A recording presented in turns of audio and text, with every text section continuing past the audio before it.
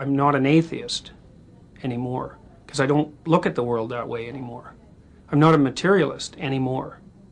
I don't think the world's made out of matter. I think it's made out of what matters. It's made out of meaning. Look at it from the perspective of modern brain science. What we orient towards unconsciously, which means what captures our attention, is meaning, and it captures our attention before we know what it is. The brain acts as if the world's made out of information or made out of meaning. Heidegger, for example, German philosopher, was convinced that the world was made out of meaning, essentially, and that people's primary interaction with being was interaction with meaning. And that isn't what modern people think, because they're deeply materialistic. If you go back 400 years or 500 years and you look at what people meant when they said matter, which is what things are made out of, what they thought matter was isn't like what we think it is. It wasn't like this material stuff, sort of like dirt, that everything was made out of. It was much more complicated than that. The problem with the standard view of matter is that it doesn't really deal with the fact that matter comes in arrays and in patterns. And the patterns and the arrays, which is sort of lost when you think about atoms, that's where all the action is. That's where the reality is. God creates Adam and Eve explicitly in his own image. There's a variety of interpretations about the first being that God created. So there's a tradition in medieval Christianity and Judaism as well that the first man was hermaphroditic, and male and female together, and then separated into two separate entities, which then were forever looking to be rejoined. And there's a very profound psychological idea there, which is that the union of masculine and feminine produces a kind of perfect wholeness. And you can think about that as being expressed biologically, given that males need females and masculine needs feminine. But you can also think about it as different aspects of the psyche, or between people, or different aspects of the psyche within people. So whatever consciousness is, it comes in masculine and feminine embodiments. The masculine and the feminine embodiment are equally representations of God, which I think is quite remarkable, because, you know, there's a whole line of feminist criticism of the Western tradition that makes the presumption that the whole structure is patriarchal.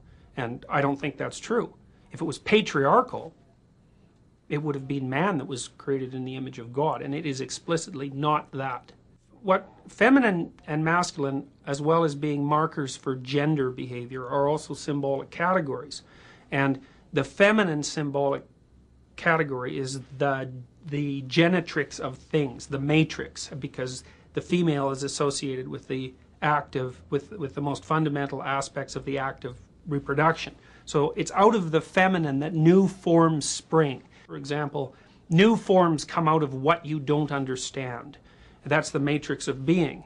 And new biological forms come out of a feminine substrate. That's female creatures. And so the masculine aspect is more seminal in the symbolic sense of that. The seminal idea is the instigator, so to speak. And it also stands in mythology for a kind of logical clarity and cutting, whereas the feminine stands for more like something that's whole and undifferentiated.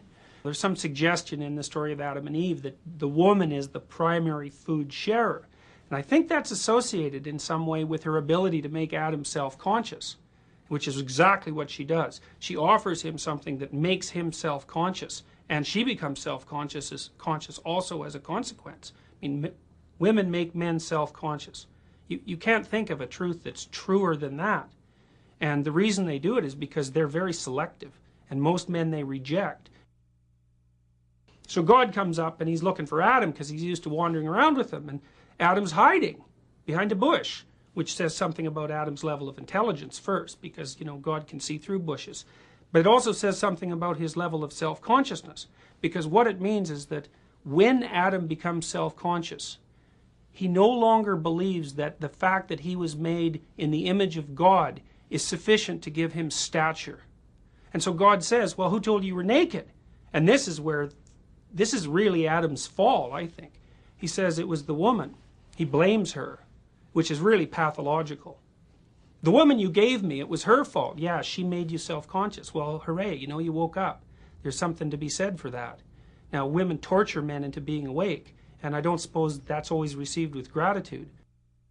John Milton, he wrote Paradise Lost for two reasons, and one was to justify the ways of God to man. And the second rationale for his writing was to codify mythologies, stories that were in some ways peripheral to canonical Christianity into a single coherent narrative. Here's a question he tried to answer, which was, well, if God was all-knowing, why would he set Adam and Eve up to fall? And Milton has a very sophisticated answer to that, and it is that people truly have free will. And even if God knew that they were going to fall, there was nothing he could do to stop that except deny them free will. And free will is so valuable that that denial was not going to happen. Dostoevsky points out that freedom happens to be very important to people, and even arbitrary freedom. Like, people want the freedom to go to hell in a handbasket, even. They don't want constraints. They're willing to put up with a lot to have their freedom. And God's judgment is something like, freedom is better than safety. The snake in the Garden of Eden is a really interesting character. Human beings and their closest biological relative, chimpanzees, are innately afraid of and attracted to reptiles. They automatically trigger off responses in a part of the brain called the amygdala that's associated with anxiety. And I think the evolutionary reason for this is that mammals and reptiles have been at war, in a sense, over ecological turf for something between 60 million and 200 million years. Reptilian features, which are cold-blooded, piercing-eyed, toothed, lurking, nocturnal, out there, out in the unknown, out where chaos is. The snake is representative of the unknown, in a sense, and it's an ambivalent feature, and you see that even in its use in mythology, because, for example, the dragon in Western culture is a negative feature, but in Chinese culture it's a positive feature. And so the unknown is like that. It's positive and negative. The snake in the Garden of Eden is representative of all those things that lurk when you think you know what you're doing. And when you think you know what you're doing, you've carved out this little Eden, this little paradise in which you're operating. But there's always something that's lurking, and that's all the things you're not paying attention to. Well, that's the snake. And when that snake pops up, we're wired. If a little snake pops out, we might want to run away from it. But like, we're curious about that. We're going to go over there and investigate it right away. Now, when chimps come across a python in the forest, they have a specific cry. It's called a snake rah. And the chimps who don't like snakes, they don't run from it. They back off, and then they watch the thing. They cannot tear their eyes away from it. And some of them will stand there and look at it for 10 minutes. Other individuals will stand there for hours watching the snake. The unknown is fascinating. We can't look away from it. We have to encounter it, even if it's terrifying. It's partly why, teenagers like horror movies.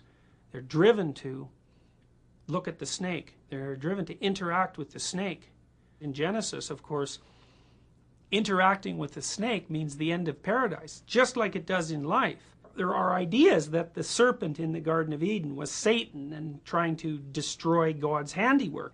People often look back in their lives and they say, well, I got knocked out of my little paradise by, this particular event. But looking back on it really made me grow up. It really made me mature. Whatever it is that's the serpent in the Garden of Eden certainly plays that role. It's a catalyst. Much of what's unknown is redemptive.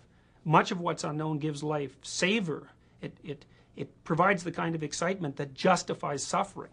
The injunction behind religious thought, fundamentally, is that you should live your life in such a way that the suffering it has to contain, because you're confined and vulnerable, is justified. The profane world exists because paradise always falls apart. Now, and that's a catastrophe. That's the human catastrophe, and maybe that's original sin. And profane life is characterized by suffering, intense suffering. And that's a terrible thing.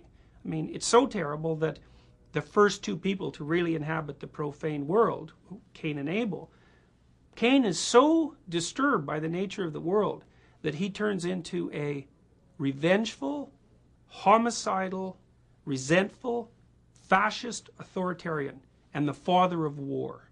Well, that's how bad profane existence can be. But if you keep going in the same direction, you can get so conscious that the profane conditions of being are no longer tragic. They're acceptable. But you have to live well enough so that the suffering is worth it. If you took advantage of every opportunity you had, if you crawled through every window that was open to you, if you lived as perfectly as you could, your life would be justifiable on its own terms, despite its suffering and despite the tragedy in the world. That's why Kierkegaard said that people are redeemed one by one and not in groups. You know, it's an individual project. I would say human beings are built to take tragedy, but they're not built to take evil. The most unsettling thing isn't that a close relative dies of cancer, unsettling as that is. The most unsettling thing is to be treated casually in a brutal manner for no other reason than the brutality itself.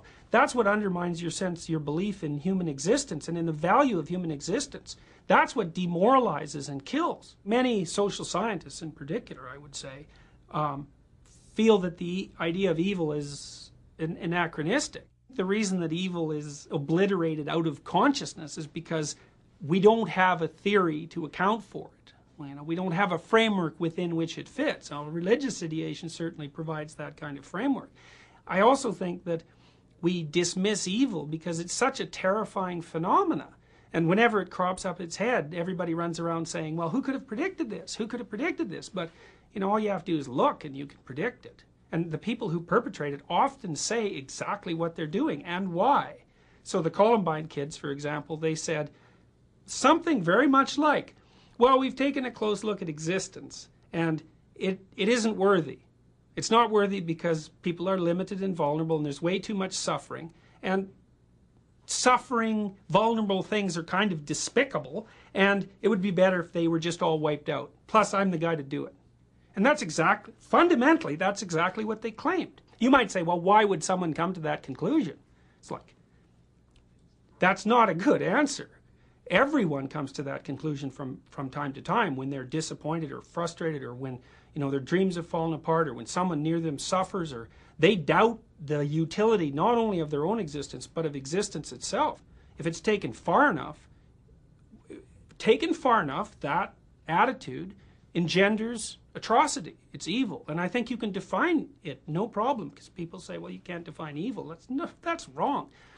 Evil is the production of suffering for its own sake. That's simple. And if you think people don't do that regularly, well, you know, you just haven't been looking.